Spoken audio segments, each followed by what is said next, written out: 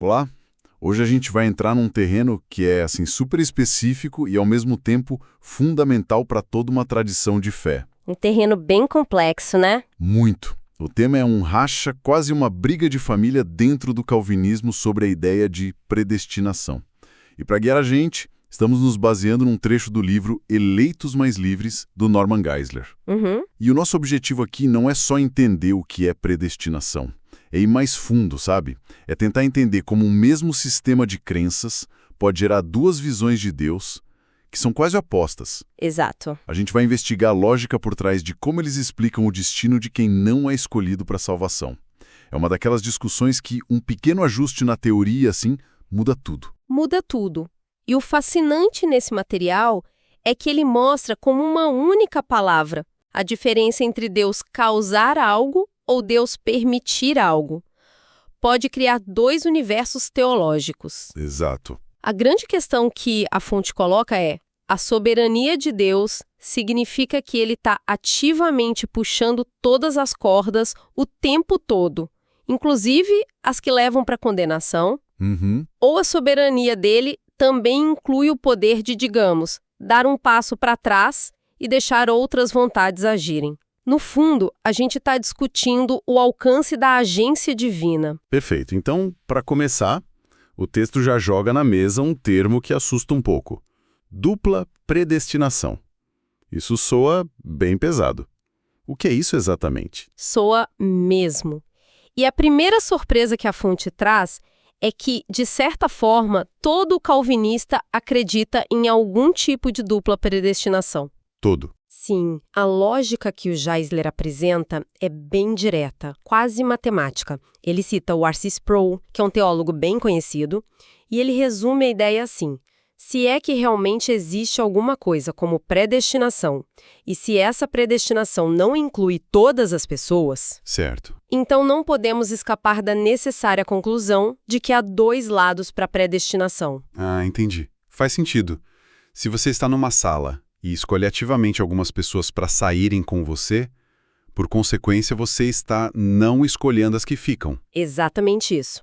A decisão de escolher uns implica na decisão de não escolher outros. Ok. Então, a escolha de um grupo para a salvação, que é a eleição, inevitavelmente cria um segundo grupo, o dos não eleitos. Certo. Então, para esses teólogos, a existência desses dois destinos não é o ponto da discórdia. O debate de verdade, a briga que o Geisler explora, começa na pergunta seguinte: qual é o papel de Deus com esse segundo grupo? A ação dele é a mesma para os dois lados? Certo. Então, se todo mundo concorda que existem esses dois lados, onde é que a divisão começa? O que separa o que o autor chama de hipercalvinismo das outras correntes mais moderadas? A linha que divide é a simetria. O texto deixa isso bem claro. Para o hipercalvinista, a ação de Deus é simétrica e ativa dos dois lados. Simétrica. Ou seja, da mesma forma que Deus intervém ativamente no coração dos eleitos para dar fé e garantir a salvação, ele também intervém ativamente no coração dos não eleitos para... Bom, peraí, deixa eu ver se entendi. Intervém para... Não me diga que é para garantir que eles não tenham fé. Exatamente isso. A fonte é explícita nesse ponto. Nessa visão, Deus não apenas concede a fé salvadora aos escolhidos, Certo. mas ele ativamente concede a incredulidade aos não eleitos. Nossa. É uma ação positiva, uma causa direta nas duas direções. Deus elege uns para o céu e elege outros para o inferno. A mesma força, a mesma intencionalidade. Conceder a incredulidade. Isso é muito forte, porque tira qualquer responsabilidade da pessoa.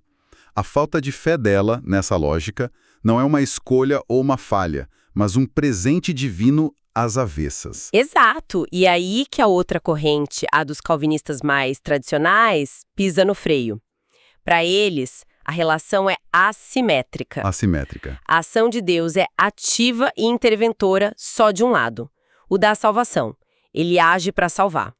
Do outro lado, para os não eleitos, a ação de Deus é descrita como passiva. Passiva? Como assim? Em vez disso, Ele decide passar por cima deles, não os escolher ou deixá-los no estado de pecado deles. Ah, É uma decisão de não intervir para salvar e não uma decisão de intervir para condenar. ok, a diferença é crucial. É a diferença entre empurrar alguém de um penhasco e ver alguém caminhando na direção do penhasco e decidir não gritar para avisar. É uma boa analogia. O resultado final pode ser o mesmo, mas a natureza do ato é completamente diferente. Exato.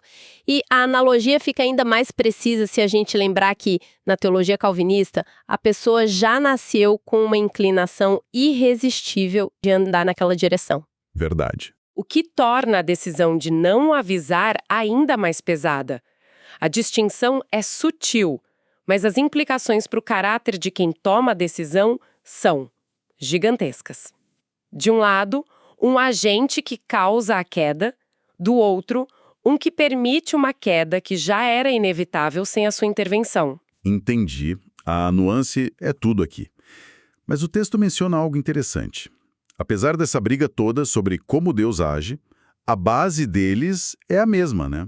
Ambos os lados se apegam àquele acróstico, o tulip. Sim, e esse é um ponto fundamental que o Geisler ressalta para mostrar que isso é um debate interno. Uhum. Ambos os grupos defendem a depravação total, a eleição incondicional, expiação limitada, graça irresistível e a perseverança dos santos. A fundação teológica é compartilhada. Então a briga não está nos pilares. Não. A divergência está em como eles montam o telhado, especialmente sobre a parte mais sombria do edifício. Eles concordam que a eleição é incondicional, mas discordam radicalmente se a não eleição também é. E para defender essa visão mais moderada da ação passiva, o autor apela para a história. Eles citam os documentos bem antigos, Confissão Belga, Confissão de Westminster. O que esses textos dizem? Então, esses documentos são como a constituição do calvinismo histórico, sabe? E a linguagem que eles usam é analisada pelo Geisler como uma evidência forte contra a visão hipercalvinista. Por quê? Porque as palavras escolhidas parecem ter sido selecionadas com muito cuidado para evitar a ideia de uma ação divina ativa na condenação. Que tipo de palavras, por exemplo? São verbos de permissão, não de causação. Por exemplo, a Confissão Belga de 1561 diz que Deus é justo ao deixar outros na queda e perdição em que tinham envolvido a si próprios. A palavra-chave é deixar. Deixar. Não é colocar, empurrar ou decretar, é deixar. Mais tarde, em 1619, o Sínodo de Dort foi um evento super importante, usa uma linguagem parecida. Diz que Deus deixa os não eleitos, em seu justo juízo, entregues à sua própria impiedade e obstinação. Entregues à sua própria impiedade. De novo, a linguagem sugere que a pessoa já está nesse caminho, e a ação de Deus é a de não retirá-la de lá. Exato. Mas esse vocabulário não é um pouco ambíguo? Alguém do outro lado não poderia argumentar que deixar já é uma forma de ação, uma escolha deliberada que tem o mesmo efeito? Sem dúvida. E esse é o cerne do debate filosófico sobre omissão e comissão. A defesa da visão moderada que o texto apresenta é que existe uma diferença moral e teológica fundamental. Sim. Para eles, a justiça de Deus é preservada porque ele não é o autor do pecado da pessoa. Ele apenas permite que as consequências desse pecado, que já existe, sigam seu curso. Na outra visão, Deus seria o autor tanto do pecado quanto da punição. O que nos leva direto ao centro da questão, o caráter de Deus. Porque, no fim das contas, é isso que está em jogo, né? Com certeza. Essa discussão toda sobre agência, simetria, ação, passividade, como ela impacta a visão que cada grupo tem sobre o amor de Deus? Impacta de forma total. O texto do Geisler mostra que as duas visões levam a duas concepções radicalmente diferentes sobre o amor divino. Certo. Para o hipercalvinista, a conclusão é lógica e fria. Se Deus ativamente decreta a condenação de alguém, ele não pode de forma alguma amar essa pessoa. O amor de Deus nessa perspectiva é um amor eletivo, exclusivo, direcionado só aos escolhidos. Ou seja, se você não foi escolhido, você não só não recebe a salvação, Você nunca foi, em nenhum momento, alvo do amor de Deus. É isso. Exatamente. Já a outra visão, defendida por calvinistas como Charles Spurgeon, tenta construir uma posição mais complexa. Eles argumentam que o amor de Deus se manifesta de duas formas. Duas formas? Existe um amor benevolente, geral, um carinho e cuidado que Deus tem por toda a criação, incluindo todos os seres humanos. Mas, além disso, existe um amor eletivo especial, um amor que salva, que é reservado só para os eleitos. Isso parece uma tentativa de equilibrar as coisas. De um lado, manter a eleição, mas do outro, não abrir mão de um Deus que, como vários textos dizem, ama o mundo. É uma tentativa de manter a tensão. E o Geisler usa uma citação do Spurgeon que é muito reveladora sobre essa luta interna. Diante de um versículo que diz que Deus deseja que todos os homens sejam salvos, o Spurgeon admite a dificuldade e diz... O que ele diz? Ele diz, eu preferiria centenas de vezes parecer incoerente comigo mesmo que ser incoerente com a palavra de Deus. Que frase forte. Basicamente ele está dizendo, meu sistema lógico pode não fechar 100%, pode parecer contraditório, mas eu não vou abandonar o que eu leio no texto sagrado para forçar uma coerência. Exatamente. É uma admissão de que talvez existam coisas que a lógica humana não consiga conciliar.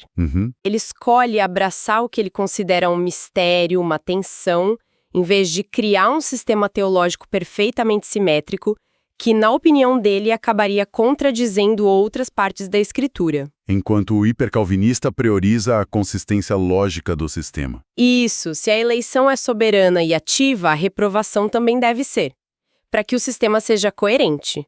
O Spurgeon prefere a incoerência a ter que aceitar as consequências dessa lógica. E falando nessas consequências, o livro detalha as críticas que essa visão hipercalvinista recebe, né?